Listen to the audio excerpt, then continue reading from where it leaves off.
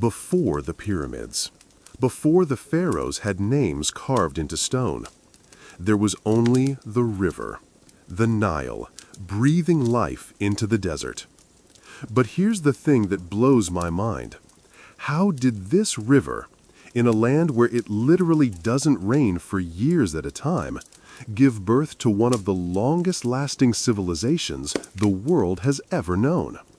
We're talking about a culture that lasted longer than Christianity has existed, longer than Islam, longer than most countries have even dreamed of existing. Was it the gods, the stars, or something more practical, more human, buried beneath all those layers of mystery and Hollywood movies? Tonight, we're going to find out. Not through battles and conquest stories, though there'll be plenty of those, but through the eyes of real people. Farmers who watched the Nile flood. Architects who figured out how to move 2-million-pound stones. Queens who played chess with empires. This isn't just ancient history. This is the story of how humans learned to dream big. Really, impossibly big. So get comfortable. We're about to take a journey that spans over 3,000 years. And trust me, by the end, you'll never look at a pyramid the same way again. Let me paint you a picture. It's 5000 BCE. You're standing where Cairo is today, but there's no city, no pyramids on the horizon, just Frong. Emptiness, sand stretching to every horizon except one. And there, cutting through all that nothing like a green knife, is the Nile. The ancient Greek historian Herodotus called Egypt the gift of the Nile. And honestly, he wasn't being poetic, he was being literal. Without this river, Egypt would just be more Sahara Desert.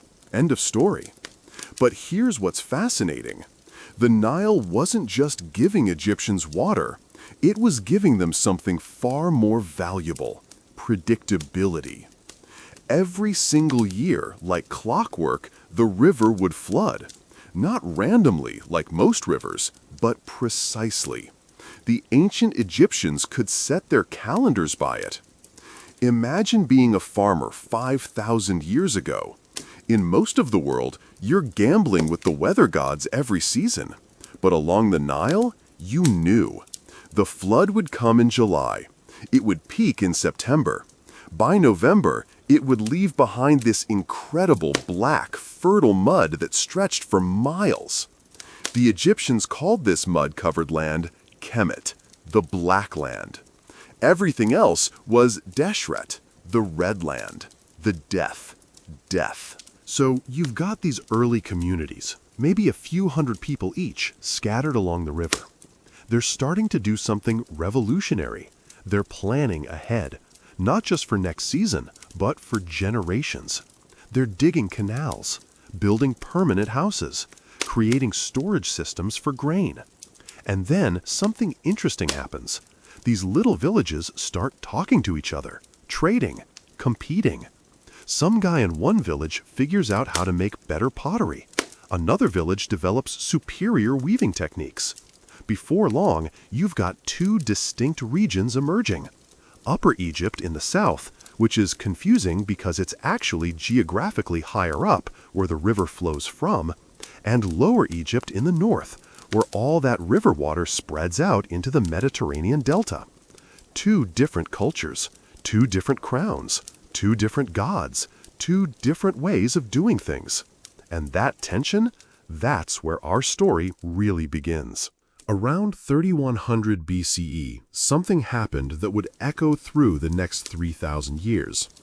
A king from Upper Egypt, we call him Narmer, though he might have been called Menes, did something that seems simple but was actually revolutionary. He conquered Lower Egypt and declared himself king of both. Now, lots of kings conquer territory. That's not the remarkable part. The remarkable part is what Narmer did next. Instead of just ruling as a conqueror, he created this entirely new idea. He literally wore both crowns, the white crown of Upper Egypt and the red crown of Lower Egypt. at the same time. Think about what that means symbolically. He wasn't saying, "I conquered you." He was saying, "We are now one thing, something new." We actually have this incredible piece of evidence called the Narmer palette, this ceremonial stone carving that shows the unification. And when you look at it, you can see the Egyptian artistic style being born right before your eyes. Everything that we think of as Egyptian art, the profile figures, the hierarchical scale, the symbolic language, it's all there, fully formed, like it emerged from someone's head complete. But here's what I find most fascinating about Narmer. He didn't just create a kingdom, he created the template for divine kingship. The pharaoh wasn't just a political leader, he was literally a god walking on earth, the living embodiment of Horus, the falcon god. This is a big deal, because it means that when a pharaoh died, he didn't just pass on political power, he passed on divine essence. The kingdom wasn't held together by laws or armies, though those helped. It was held together by the idea that the pharaoh was the bridge between the human world and the divine world. And if you're going to be a god, well, you need a house worthy of a god, don't you? The concept of divine kingship in Egypt was unlike anything else in the ancient world. Other cultures had kings who claimed to be chosen by gods, but in Egypt, the pharaoh was a god. That changed everything: how they lived, how they died, and how they built. This divine kingship thing had practical consequences. If the pharaoh is a god, then his tomb isn't just a grave. It's a sacred space where divine transformation happens. The pharaoh doesn't just die and get buried. He becomes Osiris, god of the underworld, and ensures the continuation of cosmic order. Which brings us to the moment when Egypt decided to build something that would make the rest of the world stop and stare. Okay, let's talk about pyramids, but not the way you've heard it before. Forget everything you think you know from Hollywood movies.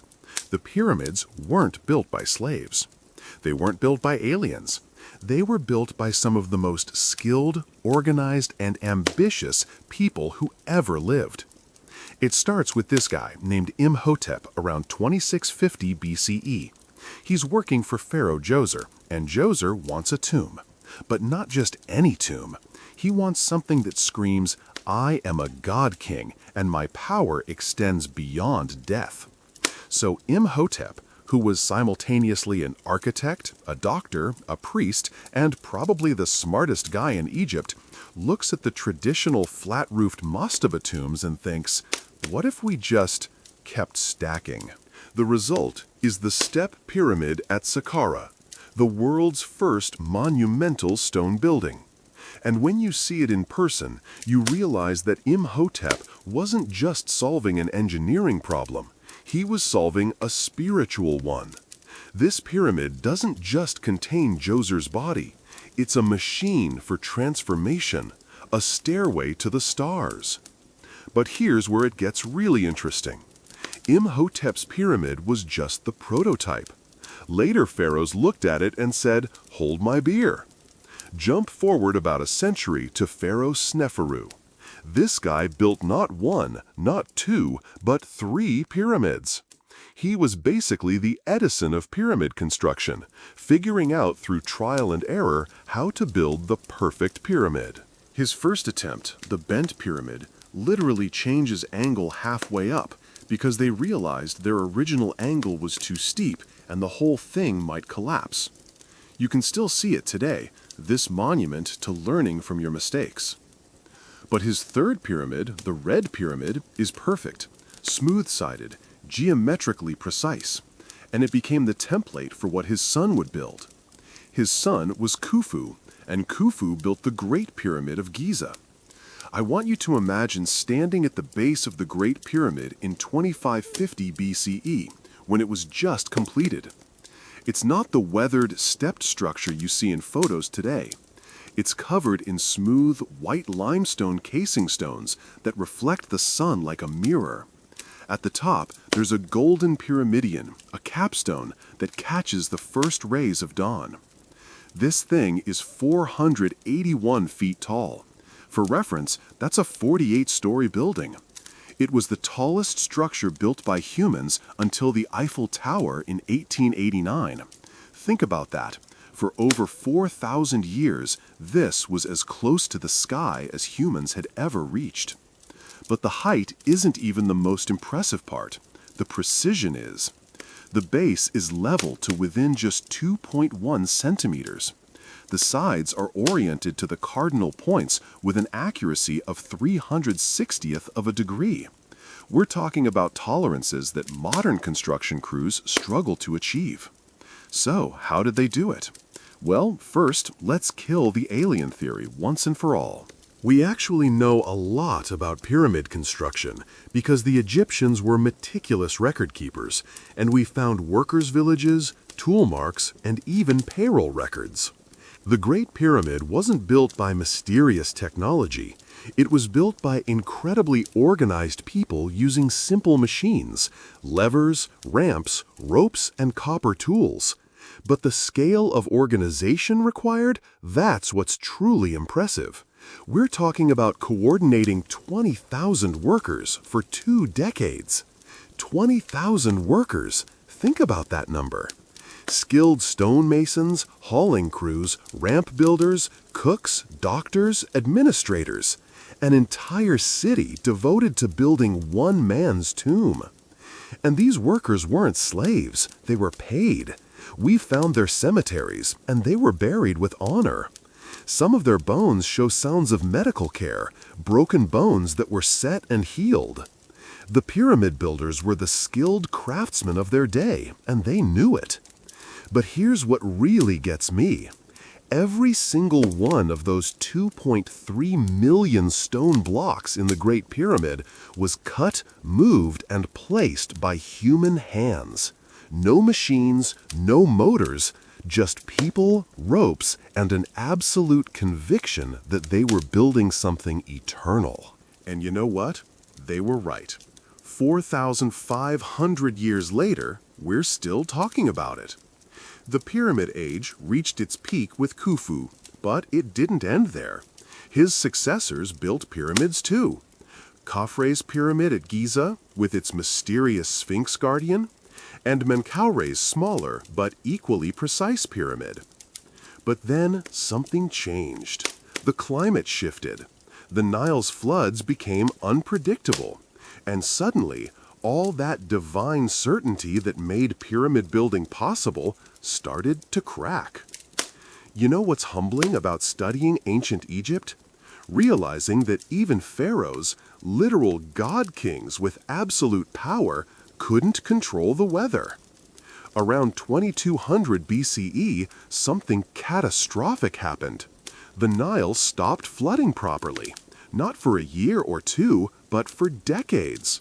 Crops failed, people starved, and suddenly, all that divine authority of the pharaohs didn't seem so divine anymore. We have this incredible document from this period called the Admonitions of Ippur.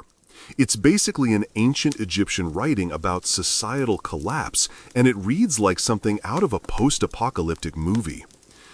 The river of Egypt is empty. The dead are thrown into the river.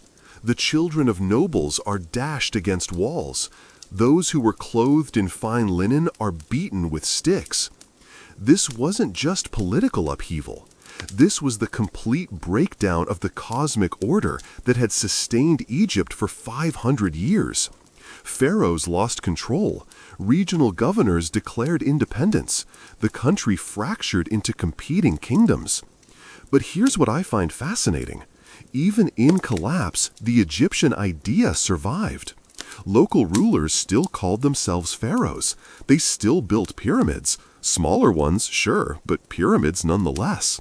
It's like the concept of Egyptian kingship was so powerful that even when the kingdom fell apart, nobody could imagine a world without pharaohs. What we call the First Intermediate Period wasn't just political chaos. It was an existential crisis. If the pharaoh was a god, and the gods controlled the Nile, then what did it mean when the Nile failed? Egyptians had to completely reimagine their relationship with divine power. This dark period lasted about 140 years. Multiple pharaohs ruling different parts of Egypt simultaneously. Armies fighting armies. The old certainties dead and buried. But then something remarkable happened. A family from Thebes, a city in Upper Egypt that had been relatively minor during the Pyramid Age, began to reunify the country. Not through divine mandate this time, but through something more practical. They figured out how to manage the Nile's new patterns. The pharaoh who completed this reunification was named Mentuhotep II. He's not a household name like Khufu or Tutankhamun, but in many ways, he saved Egyptian civilization.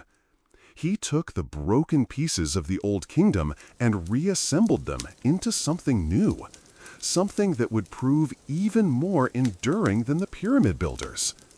This new Egypt, what we call the Middle Kingdom, was wiser, more cautious. They'd learned that divine authority without practical competence is just wishful thinking. And that lesson would serve them well, because they were about to face an even greater challenge. If the Old Kingdom was Egypt's age of monuments, then the Middle Kingdom was its age of wisdom. The pharaohs of this period, roughly 2050 to 1650 BCE, learned from their predecessors' mistakes. Instead of building massive pyramids that drained the country's resources, they focused on infrastructure, canals, irrigation systems, fortresses, things that would make the kingdom stronger, not just more impressive. And something beautiful happened. Egyptian culture flowered in ways it never had before. This is when Egyptians started writing literature. Not just religious texts or royal propaganda, but actual stories, adventure tales, wisdom literature, poetry. We have this incredible story called The Tale of Sinuhe, about an Egyptian official who flees to foreign lands and eventually returns home. It's basically the first great work of Egyptian literature, and when you read it, you realize that people 4,000 years ago felt homesickness and wanderlust and love exactly the same way we do. This flight that I made, it was not planned, it was not in my heart, but something drew me away, like a dream draws a man from his bed. Middle Kingdom art became more naturalistic, more human. Instead of the rigid, idealized pharaohs of the Pyramid Age, we start seeing rulers with worry lines, with realistic proportions, with individual personalities carved right into the stone. Take Senusret III, one of the great Middle Kingdom pharaohs. His sculptures don't show a god king. They show a man who's been carrying the weight of responsibility for decades. Deep-set eyes, stern mouth, ears that actually stick out a little bit. He looks like someone you might meet, not someone you'd worship. But don't mistake this humanity for weakness. Senusret III expanded Egypt's borders further than they'd ever been. He built a chain of massive fortresses along the Nile in Nubia that were engineering marvels, some with walls 30 feet thick. He created the first professional standing army in Egyptian history. The Middle Kingdom pharaohs understood something their predecessors didn't, that true power comes not from appearing divine, but from being competent. They were administrators as much as they were kings. This period also saw the rise of what we might call a middle class. Skilled craftsmen, scribes, local officials, people who weren't royal but weren't peasants either. And these people started commissioning their own tombs, their own statues, their own afterlife preparations. Death wasn't just for pharaohs anymore. The Middle Kingdom also gave us some of Egypt's greatest female rulers. Queen Neferu Sobek became the first woman to rule Egypt in her own right, not just as a regent. She wore the full pharaonic regalia, including the false beard that symbolized royal authority. Think about how radical that was 3,800 years ago.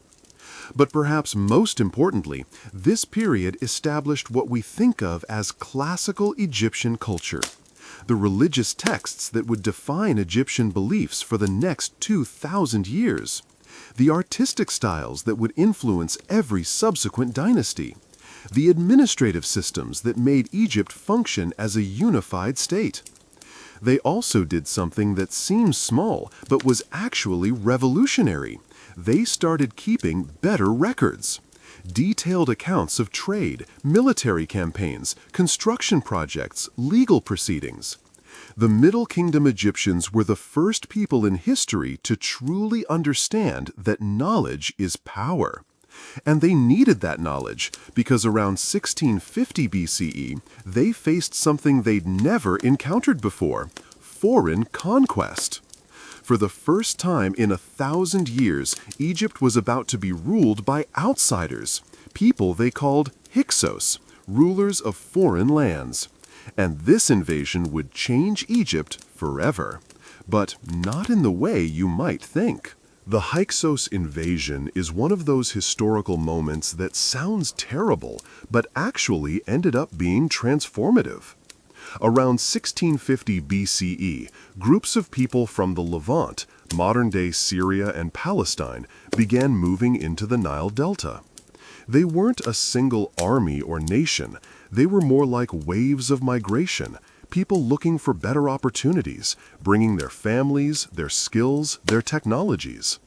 At first, they probably came as traders and settlers, but gradually they gained political control over Lower Egypt, and for about a century, Egypt was split again: Hyksos rulers in the north, Egyptian pharaohs in the south. Now, traditional Egyptian texts describe this as a catastrophe. The land was topsy-turvy, they wrote. The foreigners ruled in ignorance of Ra. But here's the thing: the Hyksos weren't destroyers, they were innovators. They brought horses, they brought horse-drawn chariots, they brought composite bows that could shoot arrows twice as far as Egyptian bows. They brought bronze-working techniques. They brought new styles of art and music and pottery. Most importantly, they brought new ideas about warfare and statecraft. Expert voice: Dr. Manfred Bitak, Hyksos period specialist. The Hyksos period is often seen as a dark age, but archaeologically we see technological innovation, cultural exchange, and economic growth. The Hyksos weren't occupiers, they were cultural bridges between Egypt and the wider Near Eastern world. And here's what's brilliant about the Egyptians. Instead of rejecting these foreign innovations, they studied them, learned them, improved upon them. The pharaohs in Thebes, who had maintained independence in Upper Egypt, spent those 100 years of Hyksos rule building up their military capabilities. They adopted chariot warfare. They reorganized their armies. They developed new siege techniques. They turned occupation into education. And then, around 1550 BCE, a pharaoh named Ahmose decided it was time to take Egypt back. Ahmose's war against the Hyksos wasn't just a military campaign. It was the birth of the Egyptian Empire. Because when he drove the Hyksos out of Egypt, he didn't stop at the traditional borders. He followed them into the Levant. He conquered cities that had never been under Egyptian control. For the first time in Egyptian history, a pharaoh looked beyond the Nile and thought, why stop here? The answer to that question would define the next 500 years of Egyptian history. Because Ahmose's victory didn't just restore Egyptian independence, it launched Egypt into the most powerful, wealthy, and culturally influential period of its entire history.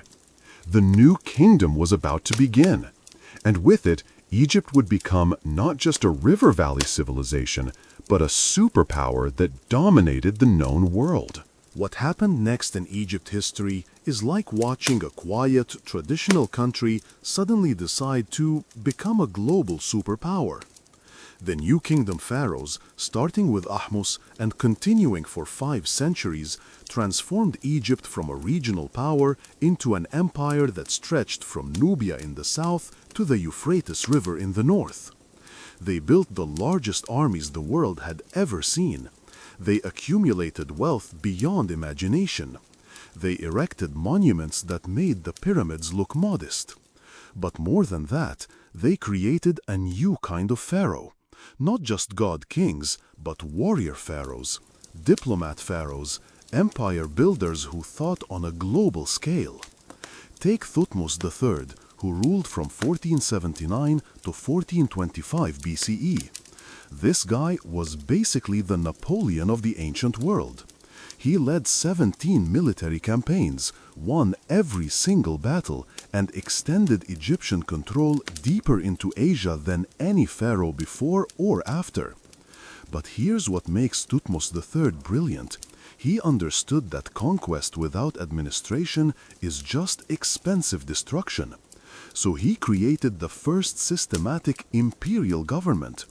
Egyptian governors in foreign territories, but working with local rulers. Tribute systems that made conquered regions partners rather than slaves. Cultural exchange programs that brought foreign princes to Egypt for education. Thutmose III wasn't just a conqueror. He was the architect of Egyptian imperialism. He created systems of control that would influence how empires were run for the next 1,000 years. But the most fascinating New Kingdom pharaoh isn't a warrior at all. It's Hatshepsut, who ruled from about 1479 to 1458 BCE, and who completely redefined what pharaoh could mean. Hatshepsut started as regent for her young stepson, Thutmose III. But around year 7 of her regency, she did something unprecedented. She declared herself pharaoh, not queen, pharaoh. She put on the false beard, the double crown, the full regalia of divine kingship. And then she proceeded to rule for 22 years as one of the most successful pharaohs in Egyptian history. Instead of military campaigns, Hatshepsut focused on trade and construction. She sent expeditions to the mysterious land of Punt, probably Somalia, that returned with exotic animals, incense, and gold. She built the most beautiful temple complex in Egypt at Deir el-Bahari, carved directly into the cliffs of the Valley of the Kings. Her temple still takes your breath away. It's not imposing like the pyramids. It's elegant, sophisticated. It looks like it grew out of the rock itself. But here's the thing about Hatshepsut. After she died, someone tried to erase her from history. Her statues were smashed, her cartouches chiseled out, her name removed from king lists. For centuries, Egyptologists didn't even know she existed. We think it was Thutmose III trying to legitimize his own rule by pretending there had never been a female pharaoh. But he failed. Hatshepsut's achievements were too substantial to erase completely. The New Kingdom also gave us the pharaoh who might be the most famous of all, Tutankhamun. But here's the irony. Tutankhamun was actually one of the least important pharaohs in Egyptian history. He ruled for only 9 years, died at 19, and didn't accomplish anything particularly notable. The only reason we know his name is that his tomb escaped ancient grave robbers, so when Howard Carter found it in 1922, it was packed with gold and artifacts that showed us how wealthy New Kingdom pharaohs really were. But if you want to understand New Kingdom power, don't look at Tutankhamun. Look at Ramesses II. Ramesses the Great ruled for 66 years, from 1279 to 1213 BCE. He built more temples and monuments than any other pharaoh. He fought the Hittites, another great power of the time, to a standstill, and then negotiated the world's first recorded peace treaty. He had over 100 children and lived to be about 90 years old. Most importantly, Ramesses II understood something about power that modern politicians would recognize. Image matters as much as substance. His monuments weren't just big, they were overwhelming. The temple at Abu Simbel has 4 65-foot-tall statues of Ramesses carved directly out of the cliff face. When you approach it from the Nile, you see nothing but Ramesses. 4 identical colossal faces staring at you with absolute authority. Inside the temple, the walls are covered with scenes of Ramesses defeating Egypt's enemies, receiving tribute from foreign lands, communing with the gods as an equal. It's not just a temple, it's a propaganda masterpiece. Ramesses II created the template for how a pharaoh should present himself to the world. Every subsequent ruler, right up to modern dictators, has borrowed from his playbook. He understood that power isn't just about control, it's about projection. But empires, even Egyptian ones, don't last forever. By the end of Ramesses II's reign, Egypt was still powerful, but the world was changing. New peoples were moving across the Mediterranean, the Hittite Empire was collapsing, trade routes were disrupted. And Egypt, for all its wealth and monuments, was about to face the most challenging period in its history. What's remarkable about Egyptian civilization isn't how it began, or even how powerful it became. It's how long it persisted, even as its political power faded. After Ramesses II, Egypt remained a major power for several more centuries.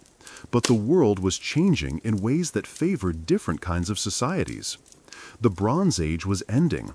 Ironworking peoples were moving across the eastern Mediterranean, disrupting trade routes and toppling old empires.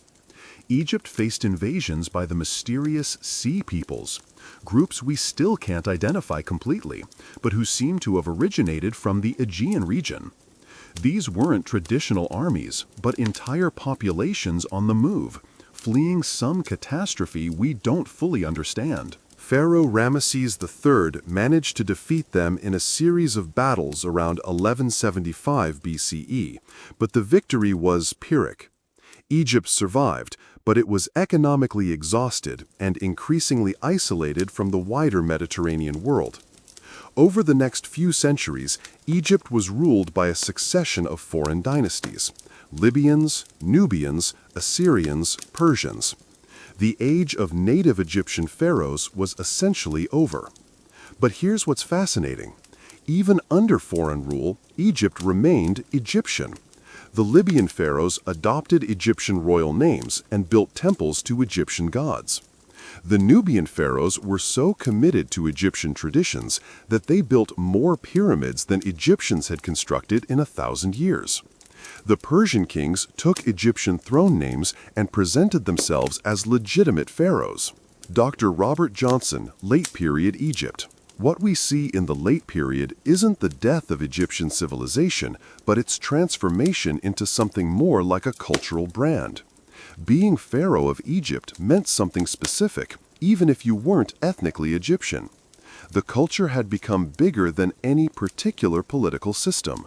Then came Alexander the Great in 332 BCE. But instead of destroying Egyptian culture, Alexander embraced it. He made the pilgrimage to the Oracle of Amun in the Siwa Oasis, where he was declared the son of the god and legitimate pharaoh of Egypt.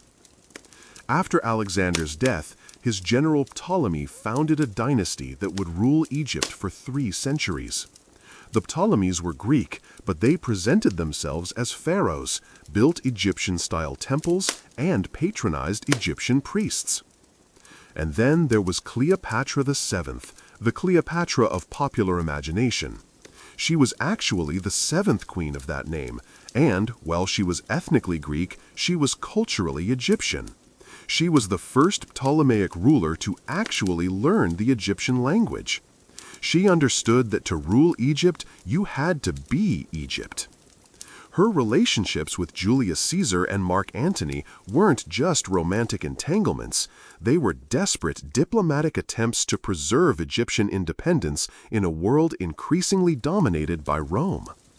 When she died in 30 BCE and Egypt became a Roman province, it seemed like the end of the pharaohs, the end of a 3,000-year-old civilization. But was it really? The Romans ruled Egypt for nearly 700 years. Christianity replaced the old gods. The Arabic conquest brought Islam. The Ottoman Empire made Egypt a distant province. Napoleon's expedition brought European scholars who couldn't read hieroglyphs. For over 1,000 years, ancient Egypt was truly lost. The language was forgotten. The monuments were mysteries. Tourists climbed the pyramids without having any idea who built them or why. But the dream of Egypt never died. It survived in Greek and Roman writings, in biblical references, in medieval legends, in Renaissance art. Egypt haunted the Western imagination like a half-remembered dream of grandeur. And then, in 1822, a young French scholar named Jean-François Champollion figured out how to read hieroglyphs using the Rosetta Stone.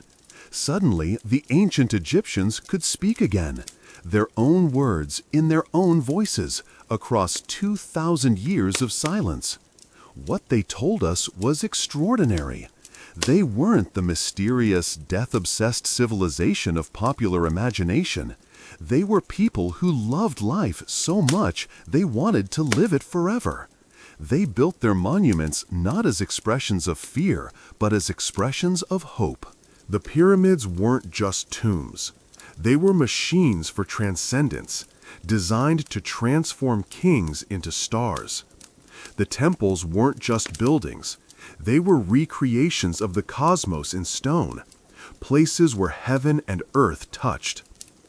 What the ancient Egyptians achieved wasn't just political or architectural. It was philosophical. They created a civilization based on the idea that human beings could achieve immortality through worthy actions and proper preparation. In a sense, they were right. Here we are, 4,500 years later, still talking about them. As you drift off to sleep tonight, think about this. Somewhere in Egypt, the stars are shining on monuments that were already ancient when Rome was founded. The Nile is still flowing, still flooding, still bringing life to the desert. And in museums around the world, golden death masks catch the light exactly as they did in torchlit burial chambers 3,000 years ago. The ancient Egyptians believed that to speak someone's name was to make them live again. Every time we say Tutankhamun, or Cleopatra, or Ramesses, we're participating in their magic. We're granting them the immortality they sought. They built in stone because they understood something we sometimes forget, that the physical world is temporary, but ideas, the right ideas, can last forever. The dream of Egypt isn't just about pyramids and pharaohs. It's about the dream of permanence in a world of change, the dream of meaning in the face of mortality, the dream of creating something so beautiful, so enduring, that it outlasts not just your own life, but your entire civilization.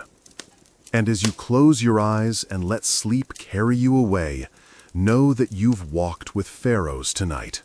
You've stood in the shadow of pyramids. You've heard the whisper of the Nile through the reeds. The dream of Egypt lives on, in stone, in gold, in memory, and now in you.